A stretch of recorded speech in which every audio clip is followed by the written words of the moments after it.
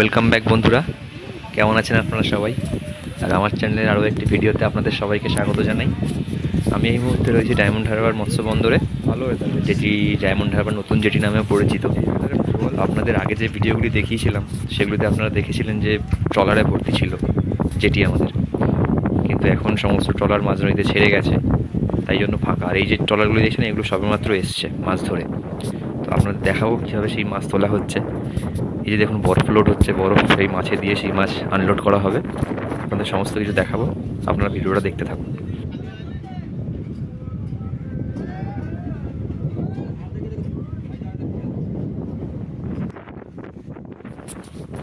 বন্ধুরা, মৎস্যজীবীদের কাছ থেকে পাওয়া খবর অনুযায়ী মাছ সমুদ্রের নিম্নচাপ দেখা দিয়েছে, সেই জন্য তড়িঘড়ি করে সমস্ত ট্রলার উঠে আসছে।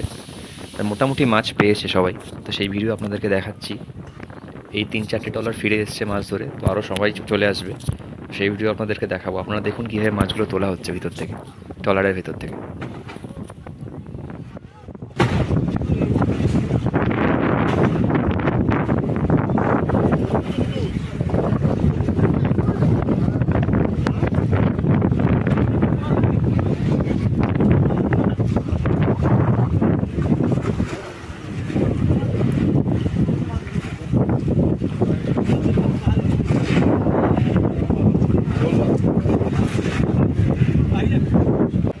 তো আপনারা দেখুন যে মাছগুলি ভিতরে লোড করে রাখা হয়েছিল সেগুলি তোলা হচ্ছে, ছোট ছোট গামলি টাইপের, ক্যারেট টাইপের, সেগুলি করে তোলা হচ্ছে। আর এখানে বাছাই করে সেই মাছগুলো পাশে বরফ দিয়ে ক্যারেটে বোঝাই হচ্ছে।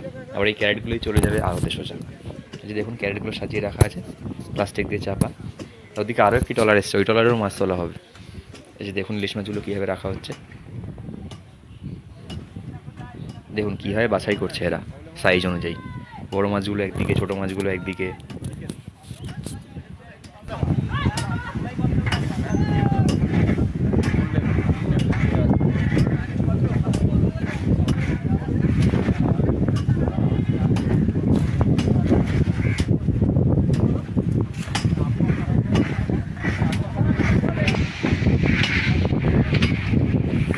দেখুন বন্ধুরা কীভাবে মাছগুলো তুলে এই যে ঢালা হচ্ছে, এখানে সমস্ত মাছ ঢেলে আবার বাছাই হবে সেগুলো।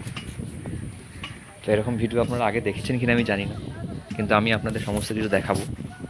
আমার চ্যানেলের ভিডিওগুলো আপনাদের কেমন লাগছে অবশ্যই একটা কমেন্ট করে জানাবেন, কারণ সেগুলো দেখলে আমার আরও ভিডিও বানাতে আরও অনুপ্রাণিত হবো আর কি।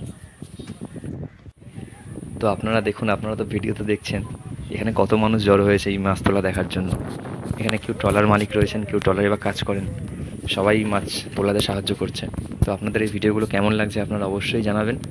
একটু সাবস্ক্রাইব করে আমার পাশে থাকবেন, আর একটা লাইক আর একটা কমেন্ট করবেন। অসংখ্য ধন্যবাদ আপনাদের।